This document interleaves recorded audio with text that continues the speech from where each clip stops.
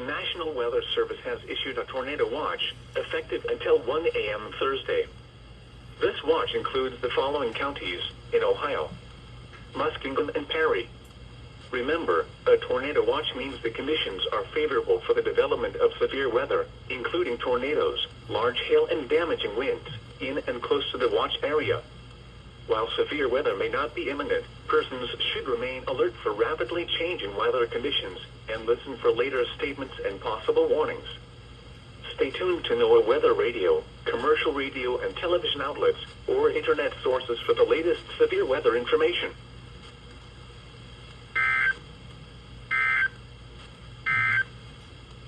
The tornado warning for southeastern Pickaway and northeastern Ross counties is canceled.